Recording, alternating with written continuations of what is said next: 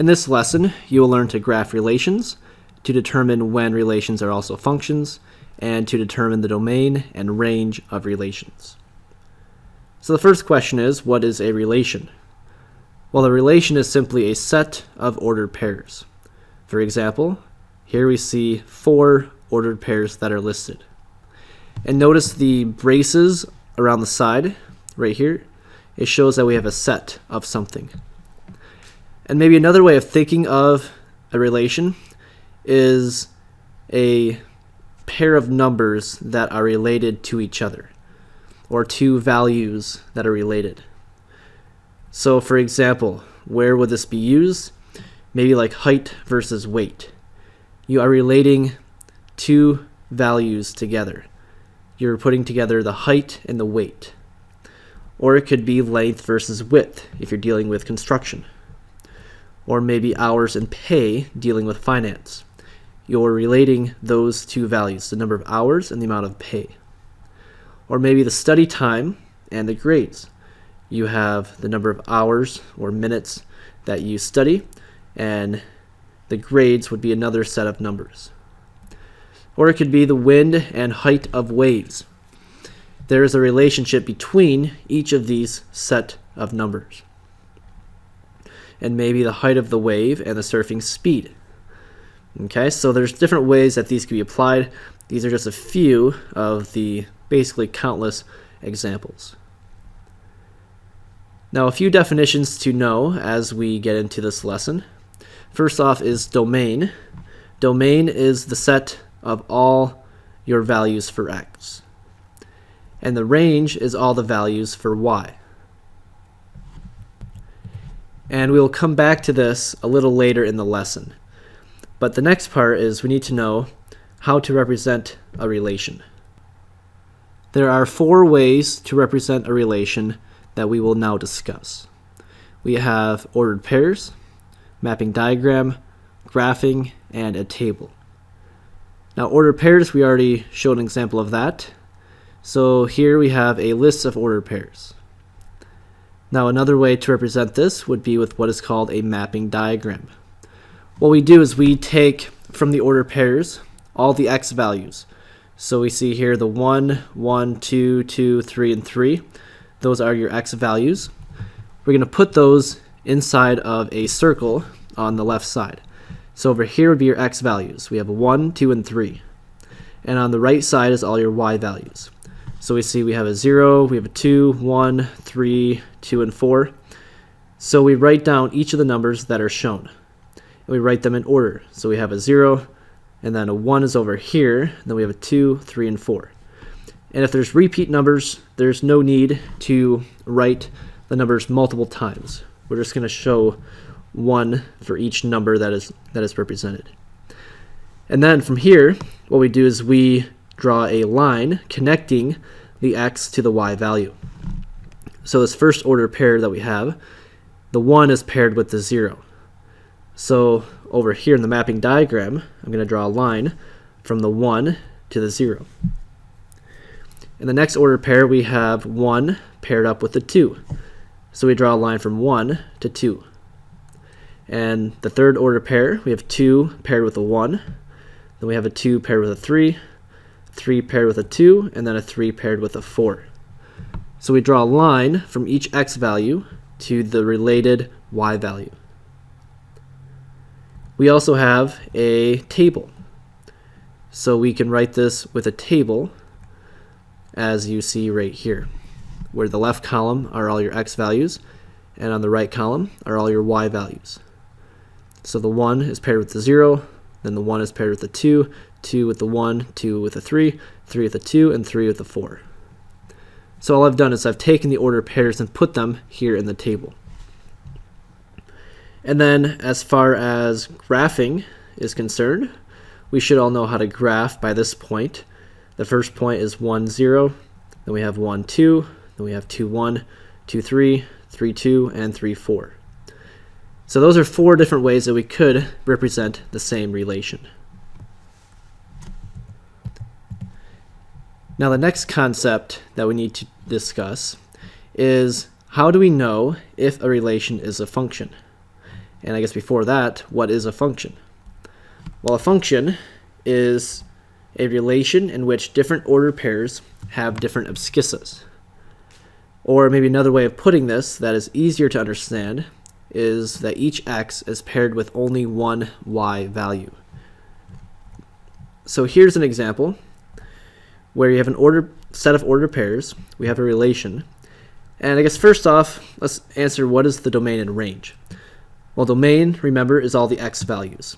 So we have a 1, 2, 3, and 4 are your x values. So we have a domain of 1, 2, 3, and 4. And then the range are all the y values. So we see that there's a 3, 5, 5, and 3. That would be your y values. And there's no need to repeat the numbers, so we just write each number one time that is represented. Okay, and then the question is this relation a function? Given the domain and range as we see, is this a function? Well, to answer that question, you're going to look at each x value. So here we see a 1, and the 1 is paired with a 3. Do you see a 1 for another x value that is paired with something different? Well, no, there's no other 1 for an x. Then we look at the 2 right here and see, are there any other 2's for x? Well, there's not. Okay, so that 2 is paired with only one number. Here we have a 3 for an x, and the 3 is paired with a 5.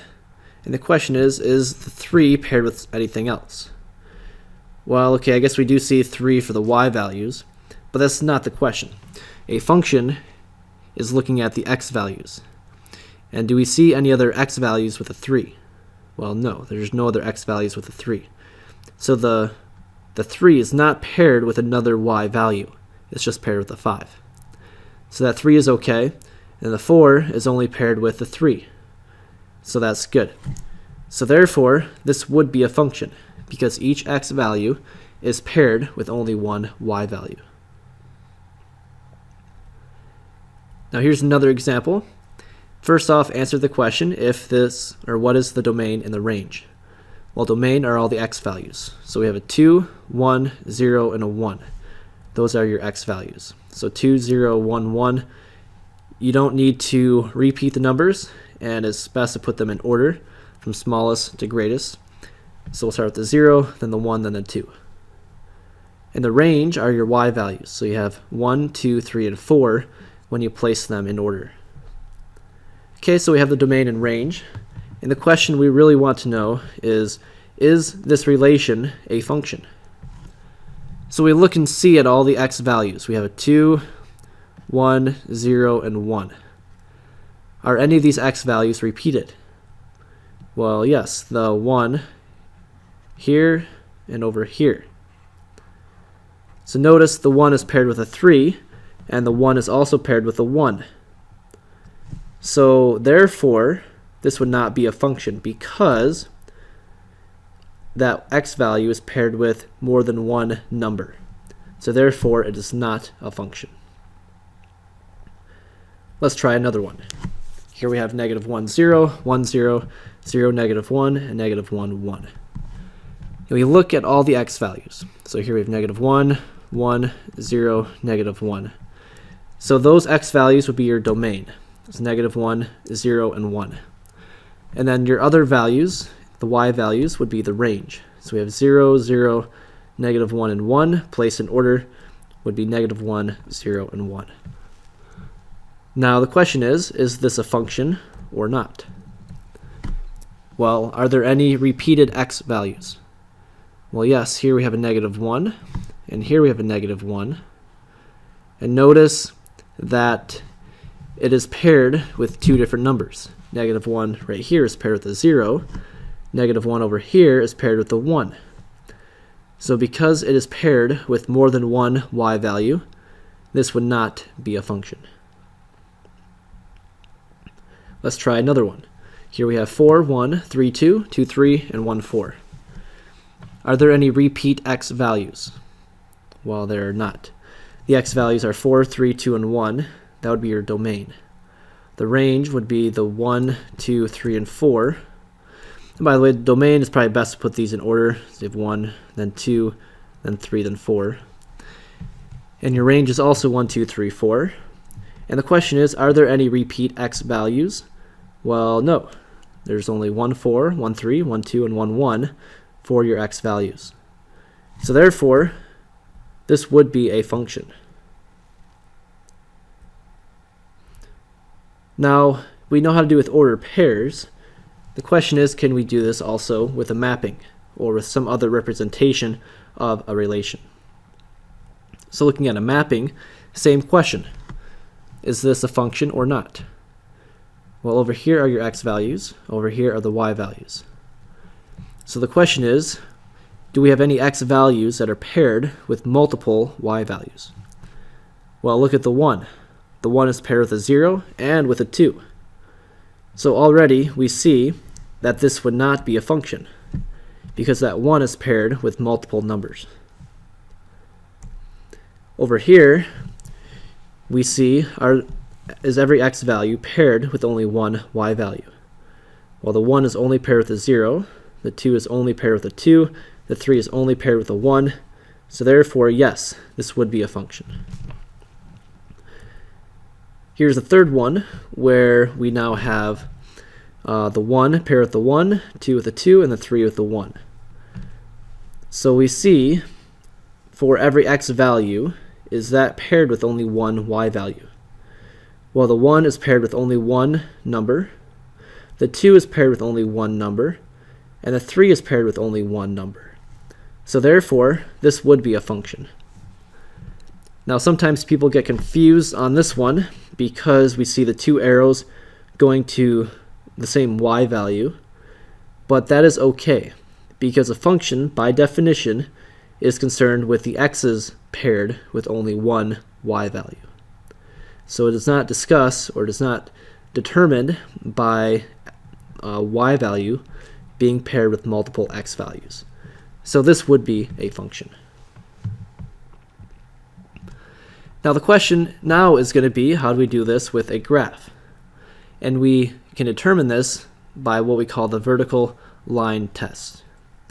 Before I get into the test, let me just explain the thought process, because the process is still the same. Where to determine if this is a function or not, we ask ourselves, for each x value, do we only have one y value?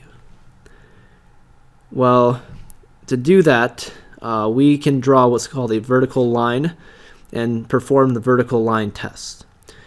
So if you can imagine a vertical line going down through the graph.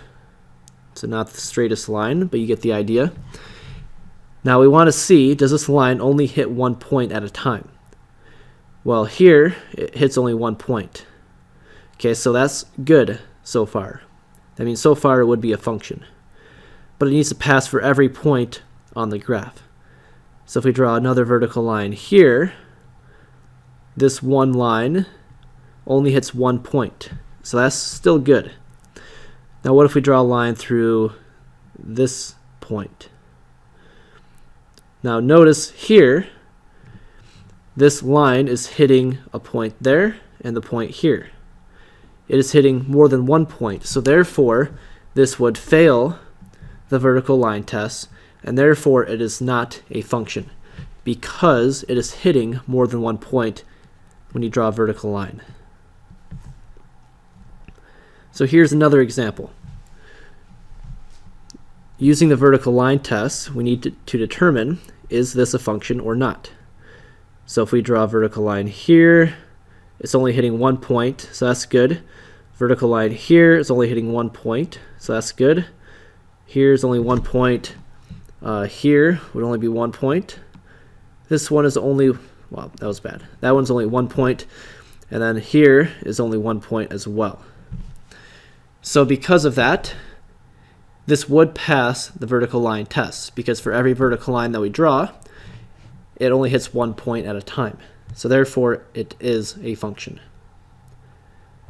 Now, it might not just be a single point, but it could be an entire curve on the graph.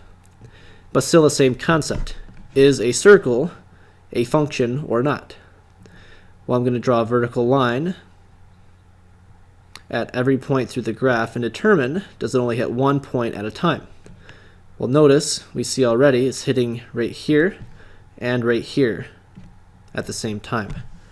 So because it is hitting more than one point, this would not be a function. It fails the vertical line test, so it would not be a function. Now what if I have this one right here? So I draw a vertical line through the graph, or at least imagine it being through the graph. If we draw one here, it's only hitting one point. If we draw one maybe here, it's only hitting that one point.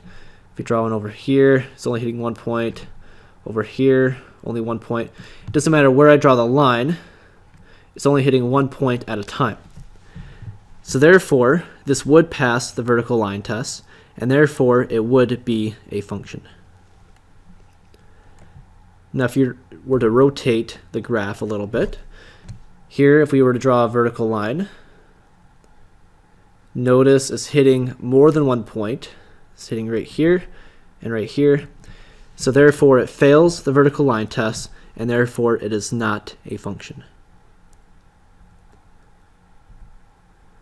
Now let's talk a little bit more about domain and range as we close up. So domain and range for not just ordered pairs, but also for the mapping diagram and for the graph. Domain, remember, is all the x values. So for mapping diagram, it's very quick because your x values are right here, your y values are over here. So the domain would be all the x values, which would be 1, 2, and 3. And the range would be 0, 1, 2, 3, and 4. So for mapping diagram, it's very quick to determine domain and range. This one, domain would be 1, 2, 3.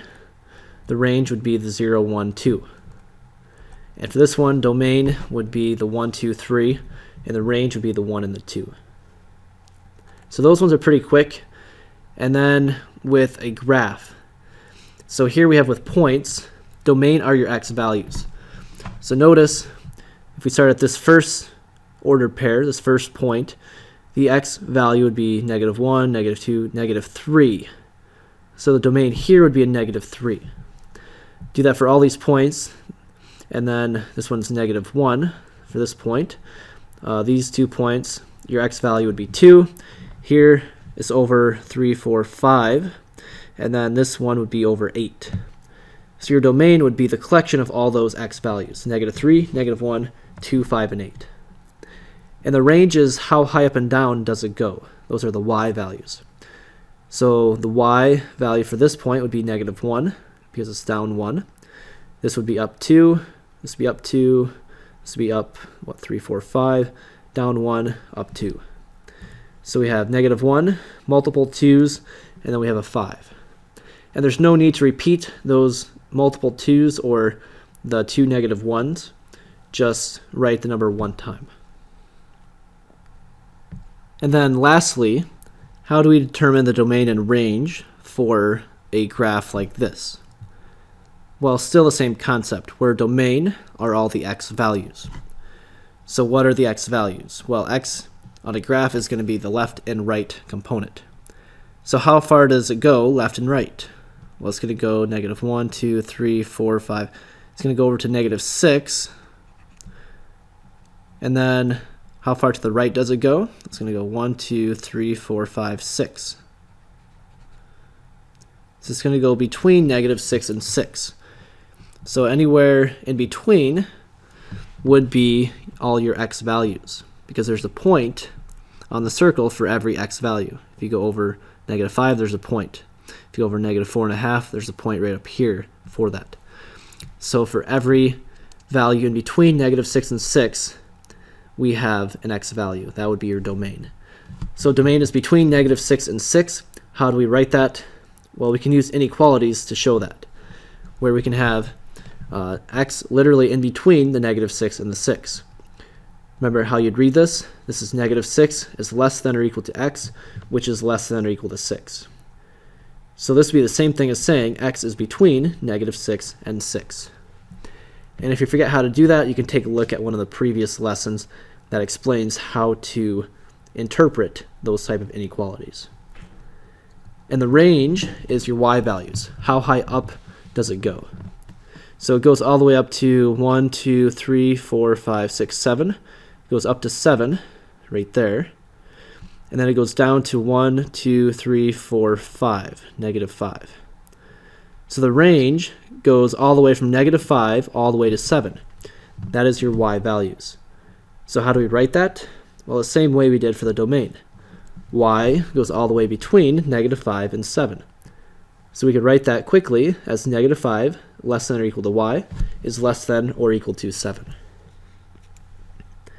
Let's do one more kind of like that and trying to find the domain and the range. Domain is your x values. X is left and right. So how far to the left does it go? Negative 1, negative 2, negative 3, negative 4, all the way to negative 5. So this would be negative 5. And then over here would be 1, 2, 3, 4, 5, 6. It goes all the way over to 6. So the domain would be between negative 5 and 6. X is everything in between. And the range is how high up and down does it go. Well, it's going to go down to 1, 2, 3, down here to negative 3. And then it goes all the way up to 1, 2. So right here at this point, y would be 2. So the range goes from negative 3 all the way up to 2. So that would be your range. Negative 3 is less than or equal to y, which is less than or equal to 2. And that will conclude our lesson for today, and we will see you next time.